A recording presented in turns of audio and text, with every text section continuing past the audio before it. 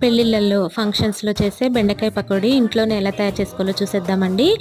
దీనికోసము ముందుగా బియ్య పిండి, శనగపిండి, అలాగే కార్న్ ఫ్లోర్ ఈ మూడింటిని 2 స్పూన్ల చొప్పున తీసుకొని పసుపు, ఉప్పు, కారము, ధనియాల పొడి, జీలకర్ర పొడి, గరం మసాలా, కొద్దిగా మిరియాల పొడి వీటన్నిటిని వేసుకొని ఒకసారి బాగా కలిపేసుకొని దీంట్లోనే బెండకాయ ముక్కలను కూడా వేసేసుకొని కొద్దిగా వాటర్తో తడుపుకుంటూ ముద్దలాగా చేసుకోవాలన్నమాట. మరీ ముద్ద చేసుకోవద్దండి. మనకి పకోడీ పిండి ఎలా కలుపుకుంటామో అలా కలిపేసుకున్న తర్వాత డీప్ ఫ్రైకి సరిపోయిన ఆయిల్ పెట్టేసుకొని వీటిని డీప్ ఫ్రై చేసేసుకోవాలి.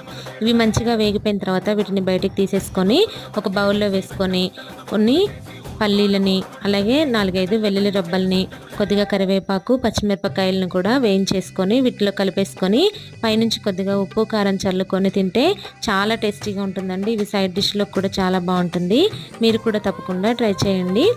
Thank you for watching. Video నచ్చితే లైక్ చేయండి, అలాగే ఎలా ఉందో కామెంట్ చేయండి. ఎవరైనా ఫస్ట్ టైం చూస్తున్నట్లయితే సబ్స్క్రైబ్ చేసుకోండి.